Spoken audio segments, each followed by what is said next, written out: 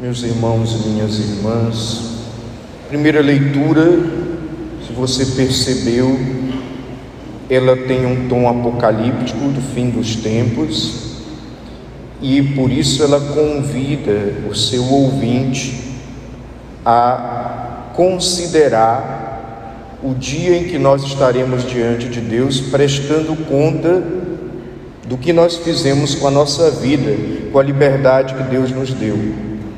Não se iluda, nós prestaremos conta diante de Deus. Então, a primeira leitura mostra o quanto é sério nós levarmos essa questão de uma maneira, vou falar uma redundância, de uma maneira séria. Por quê? Porque se vamos prestar conta diante de Deus e haverá um juízo final, então eu preciso levar a sério a minha vida. Eu preciso cuidar melhor do meu processo de conversão. Eu preciso saber que esse mundo passa e se Jesus não vem tão logo, eu vou ao encontro dele. E lá, claro, serei julgado pelo amor justo e misericordioso de Deus. Mas é preciso que da nossa parte haja um esforço para colaborar com a graça de Deus que deseja renovar a nossa vida, nos converter. Então isso aqui é uma primeira coisa que é importante. Inclusive a mensagem de Fátima tem a ver com isso também, que pede para rezar pela conversão dos pecadores. E não é para nós nos colocarmos de fora, eu vou rezar pela conversão dos pecadores, não, eu vou rezar pela conversão dos pecadores, dos quais eu sou o primeiro que preciso de conversão. Quando alguém se coloca como eu estou intercedendo pelos outros que não prestam, você que não presta, porque já se está colocando com o pior pecado que existe, que é o orgulho de Satanás. Sabia? E por falar em Satanás, vamos falar do Evangelho, que é um outro ensinamento que infelizmente nós católicos e os nossos tempos com grande confusão, as pessoas acabam misturando as coisas na sua cabeça, na sua prática religiosa. Veja bem, o demônio, chamado na teologia de mistério da iniquidade, melhor dizendo, Satanás e seus demônios existem. Não é história da carochinha, não é faz de conta, nem é para meter medo em ninguém, ele existe. A tradição espiritual da Igreja, a revelação dos santos e até alguns exorcismos nos mostram que o demônio existe. E nós sabemos pela tradição espiritual que o demônio, aliás, Satanás com seus demônios, eram anjos que se rebelaram contra Deus e não aceitaram fazer a vontade de Deus. E na tradição, o principal problema que fez essa rebelião foi que Satanás e os seus anjos rebeldes não aceitavam que Jesus se tornasse homem, assumisse a humanidade. Eles achavam que isso era indigno de Deus e eles eram tão bons e tão santos que não queriam servir a um Deus que assume a humanidade. Então aqui é o motivo da rebelião. Não aceitaram o projeto e os desígnios de Deus, não enxergaram a sabedoria de Deus. A partir daí, eles decaem, eles caem da condição de anjos e se tornam anjos decaídos, demônios. Diz o livro do Apocalipse que que o dragão arrastou com a sua cauda uma terça parte das estrelas dos céus. Dragão, Satanás, as estrelas do céu, os anjos que com ele se rebelaram, uma terça parte dos anjos de Deus. Portanto, Deus ficou com 2/3 e Satanás levou na sua rebelião 1/3 de demônios. Ele é expulso e ali começa o inferno, que é o eterno banimento da presença de Deus. E sabendo que ele tem pouco tempo, ele se volta contra a criação de Deus, porque Deus mesmo ele não pode derrotar. Então ele vem fazer mal para aqueles e aquelas que Deus ama. Ele vem destruir, para ferir o coração de Deus, aquilo que ele ama. Somos nós. Então, essa é a tônica da batalha espiritual que nós vivemos. E claro, Deus não nos deixa sem o seu auxílio. Cada um tem o seu anjo da guarda para combater, para auxiliar, para interceder, inclusive para levar os nossos pedidos a Deus e para ser o executor da vontade de Deus na nossa vida. Deus nos dá a Virgem Maria como mãe espiritual, cujo demônio não suporta a presença dela, e que inclusive na aparição de Fátima, ele ainda tentou macaquear, ainda tentou enganar, iludir ali os pastorinhos, aparecendo para eles com a aparência da Virgem Maria, mas depois eles perceberam que não era a Virgem Maria. Então, o demônio engana, e aqui está. Existem seitas por aí, e eu aqui não estou julgando nem condenando nenhuma delas, porque as pessoas que estão nas seitas, que invocam mortos, que invocam entidades, as pessoas estão lá como inocentes úteis, são vítimas, estão enganadas pelo demônio. Porque o demônio, ele não aparece dizendo: eu sou o demônio, eu quero que você perca a sua alma. Ele aparece dizendo que ele é um anjo de luz. Ele aparece dizendo que ele é um parente que faleceu e trouxe uma mensagem. Ele aparece dizendo que veio te ajudar, ou querendo negociar contigo coisas que você precisa, ou resolver problemas que você tem. Não se iluda.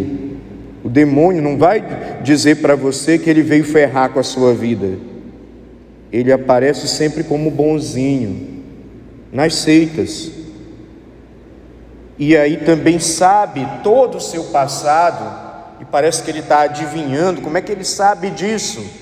Sabe todo o seu passado, porque uma coisa que eu sempre explico no ponto de vista espiritual: nós estamos aqui dentro da igreja, nós só enxergamos aqui dentro da igreja.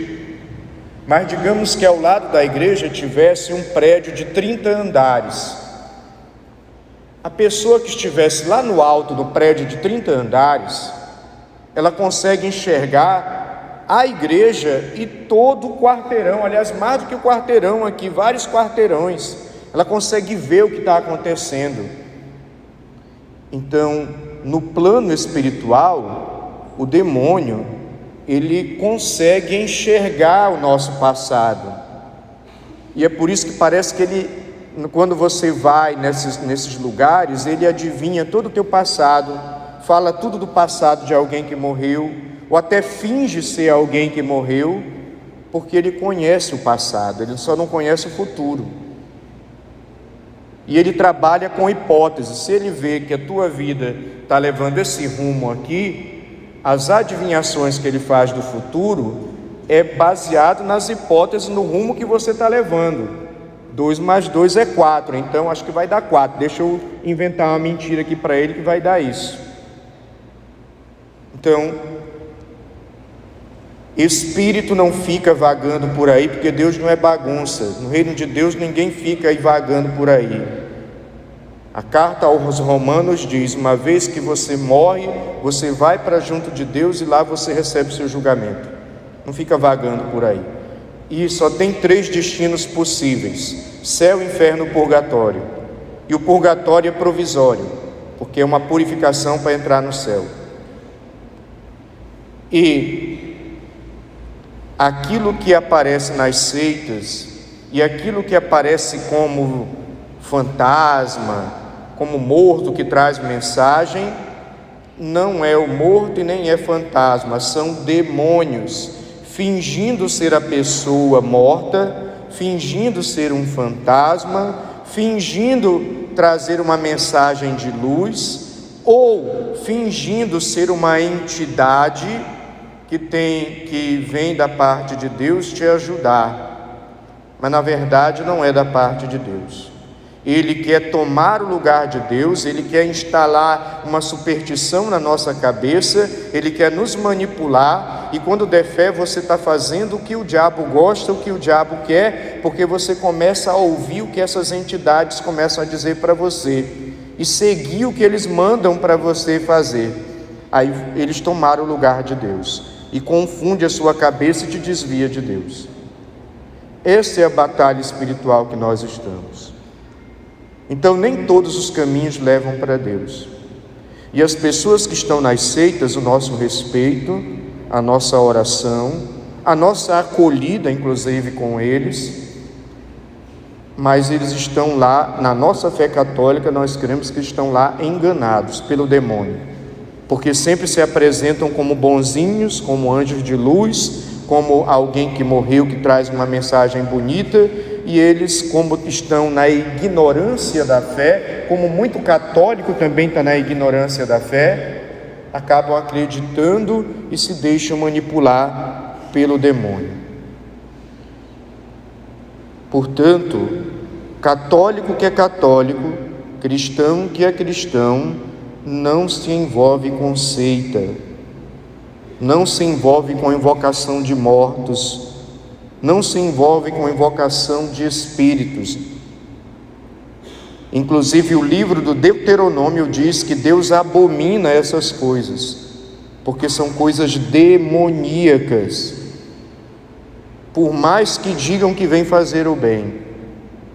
E quando você vai nesses ambientes, você se contamina espiritualmente. É como se você... Veja bem, vampiro não existe, é fantasia. Mas a lenda do vampiro, que não existe, diz assim, que o vampiro só entra na casa da pessoa se a pessoa convidar ela para entrar. Com o demônio funciona nessa lógica aí da lenda do vampiro, mas o demônio existe, e ele entra na tua casa física, mas ele entra na tua casa corpo, ele entra na tua casa espírito, se você convidar ele para entrar.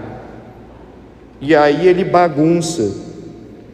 Pessoas que têm ido, por exemplo, na Renovação Carismática Católica, receber oração de cura e libertação, porque foram nesses ambientes e se contaminaram, permitiram que o demônio entre, e o demônio entrando perturbou a vida da pessoa, vendo vultos, ouvindo vozes, bagunça, confusão em casa, coisas caindo, portas batendo,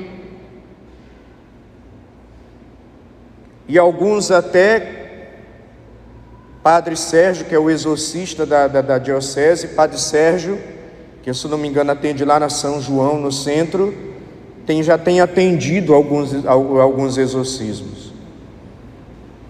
Então, não se envolva com essas coisas. Por mais que você tenha problemas, por mais que você enfrente situações de dificuldade, por mais que você enfrente coisas que você não enxerga a solução, busque Deus, não busque as seitas, porque nelas você vai se contaminar e vai piorar a situação da sua vida. Você vai estar fazendo um contrato com o demônio e ele vai perturbar o teu juízo.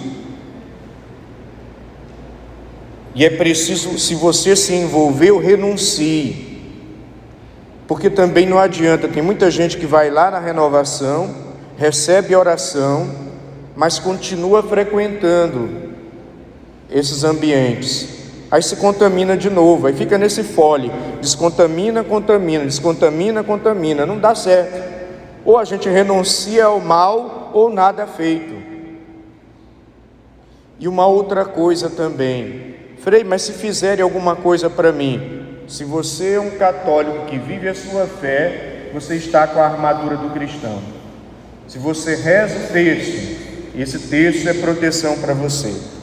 Se você vai à missa, essa missa é proteção para você. Se você medita a palavra, essa palavra é proteção para você. Se você confessa, essa confissão é proteção para você, porque pecado perdoado não dá brecha para o inimigo entrar através do pecado. Portanto, católico que pratica a sua fé, o mal pode até rondar, o mal pode até fazer barulho e perturbar, mas ele não te atinge, porque pela prática da tua fé, você está revestido da armadura de Deus. Por isso, confessar, claro, por isso não, aqui deixa eu refazer essa frase. Você confessa porque quer pedir perdão a Deus e está em comunhão com Ele. Por tabela, isso te protege do mal. Você vai à missa aos domingos porque você quer estar em comunhão com Deus e corresponder ao seu amor. Por tabela, isso te protege do mal. Você reza o terço para abrir o seu coração para Deus e também está em comunhão com Ele. Por tabela, isso te protege do mal. Ou seja, você vive a sua fé para estar em comunhão com Deus. Mas essa fé bem vivida, ou esse esforço de viver a fé, esse esforço de conversão, te protege do mal. Portanto, para o mal não te tocar, seja um bom católico. E aqui eu não estou falando de fanatismo, uma pessoa equilibrada, que vive bem a sua fé de uma maneira equilibrada. Portanto, temos uma batalha espiritual, mas também não é para você ser do tipo de católico que tudo é o demônio. Deu uma topada, foi o demônio. Eu errei, foi o demônio. Dizer, não, também a gente tem que ter equilíbrio. Nem tudo é o demônio. Vão ter problemas na sua vida que são problemas, não são o demônio. Vão ter doenças na sua vida que são doenças, não são o demônio. Então a gente também tem que ser muito responsável com isso, para não ficar enxergando o demônio atrás de cada porta, atrás de cada suspiro, atrás de cada coisa que dá errado na minha vida. As coisas dão errado na vida, faz parte da vida, como também dão certo outras. E nem sempre é o demônio costa larga que faz tudo dar errado. Às vezes somos nós, às vezes são os outros. É da vida. Portanto, vivamos bem a nossa fé para estar em comunhão com Deus e protegidos do mal. Louvado seja nosso Senhor Jesus Cristo.